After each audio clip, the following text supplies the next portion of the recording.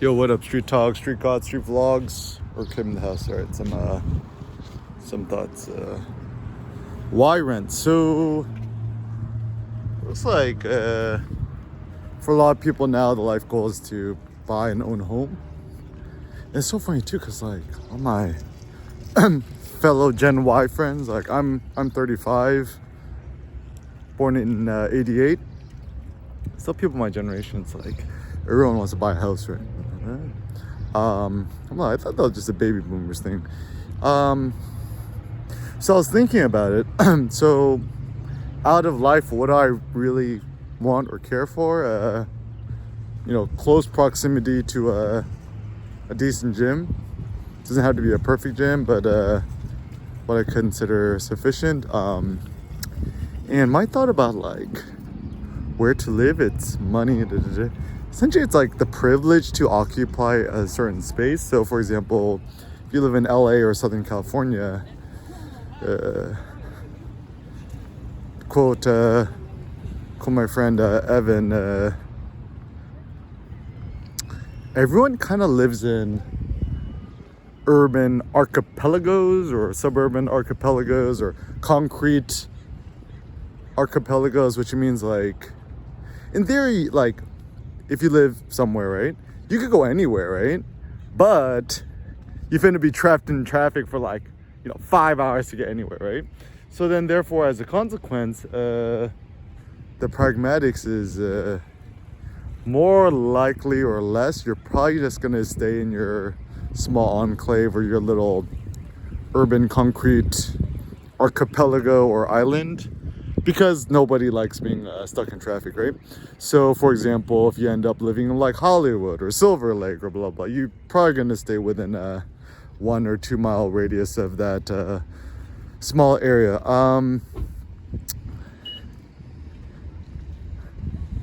Same thing with living in anywhere in Orange County, right? So, money then is a means to just have a certain privilege to say in a certain space. And then so the question is like, what do you want out of life or living or whatever? So some practical thoughts is like, do you just want to be able to walk everywhere? So like, are you all about the pedestrian walking forward lifestyle? Do you care to have more quote space? I mean, I think that's kind of a trap. And I think for a lot of people, the notion of ownership or quote owning a house or a condo, whatever, it's kind of like this strange sense of like pride. It's like, I own my house, or I'm a homeowner. It's like people who's into like dog ownership or pet ownership. It's like, I own a pet. Okay, whatever. And so I think then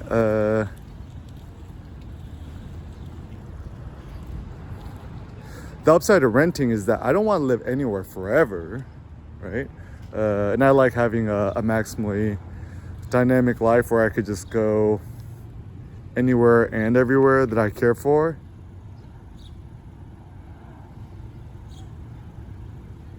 I mean, I think some people, they also buy homes as a means to, as a quote investment.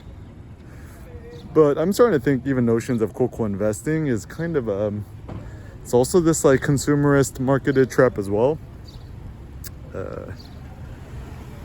Same thing with like buying a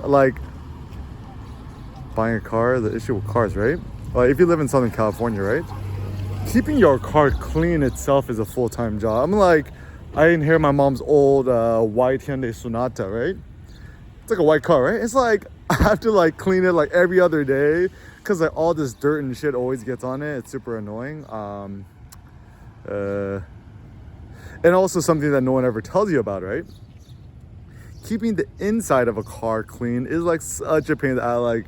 The best thing is we got a refurbished Dyson, the cordless one. It's good to clean up the interior of the car, but it's like having to keep that clean and that clean is like super duper annoying. So yeah, I think the whole thing about like buying, I mean, maybe the thing that I'm super fortunate about in life is like there are certain things which make sense to me, and there are certain things which don't make sense to me. And I think this is the upside of like growing up kind of, you know, hard knock life, single working mom, poor, whatever is. I remember as a kid, I was like doing the math. I'm like, none of this makes sense. I'm like, wait, people buy. I'm not. I was like 15 years old, right? And like I got my permit. I was like, I want a car. So I asked my mom, ask around, and then the mechanic friend had an old 1991 Sentra XE 4-door, white 5-speed transmission, manual, no tachometer, and then he's a mechanic, right? Oakland. And then it's like, oh, you know, I guess it's, you know, it's good car. I'll sell it to your son for $1,200, right? Just at cost, right? I'm like, cool. I could do that. $1,200. Still a lot of money as a kid, but you know, you can still make it happen. And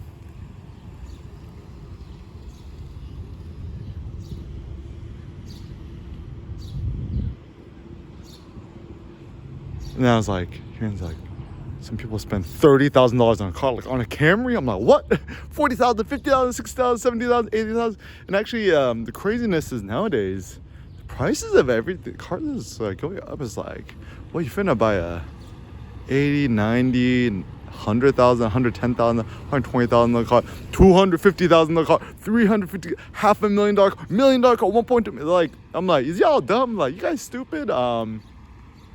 Even if you got the world's best whatever Lamborghini car, right? Whatever, right? I was thinking about, like, even if I had a black on black Lambo, right?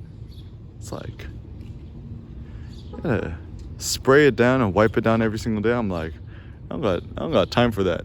Yeah. Gotta take it to the mechanic, get it fixed. I was like, I know about that. It's even like, and then like some terrible thoughts I had too, right? When it comes to like even like certain cars like Teslas, right? I'm starting to realize that actually the thing with Tesla cars is it's actually not for rich people. It's for like staunchly like middle class people or like upper middle class people. Real rich people, I've discovered, if they have families, okay, this is the thing, right? Go to the hills, go to where all the rich people live, and what you'll discover is the really, really rich people, they all just seem to drive Honda Odysseys, specifically Honda Odysseys, not even Toyota Siennas, Honda Odysseys, the white ones, and or like old beat up Civics, silver, seems like the, or like even Ford Fusions seems like a, yeah. And then like even my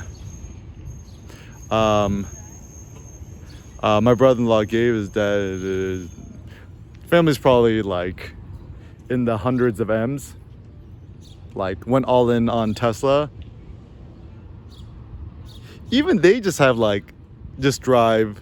It's funny because like, can you imagine, right? Like you have $50 million worth of Tesla stock and you just drive, or you bought just a base Tesla Model 3, right? Like you didn't buy Tesla Model S or X or Plaid or Y. So I'm like starting to think too, is that like maybe like all this stuff that's being marketed to us, essentially it's just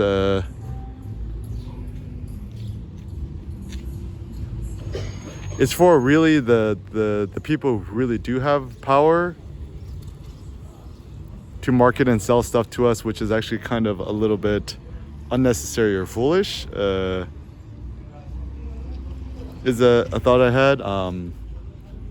And so yeah, so some recent thoughts on just like houses, apartments, condos. I'm like, okay, the first thought is maybe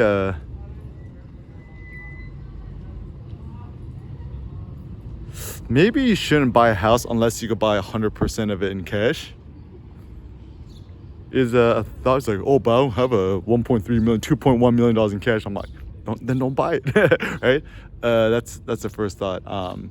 The second thought I had is maybe buying a condo is better than buying a house, because like, okay, so certain ways to think about life, right? It's good to look at really people who you consider like successful, maybe also older, and then work your way backwards. So for example, all my really successful friends are people I know, right? You know, they did the whole like buy a big ass house and then make it super nice, and then eventually they sell it and they just end up just getting like a simple condo. And I think the trend is towards living a more simple lifestyle.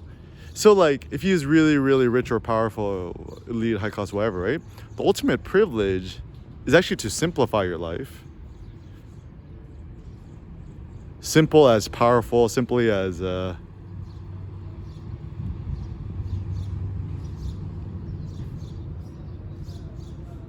simple as kind of a strong concept, right? Even when it comes to weightlifting in the gym, super simple. I mean, nowadays the only two lifts I do really is the Atlas lift and the rack pull. Nothing else really. I mean, sometimes I do the farmer's carries just for funsies. And then also a simple programming method, right? Just every time you do the lift or week over week, just add 2.5 pounds each side of the barbell. Simple progressions, right? There's no need to do super crazy stuff. And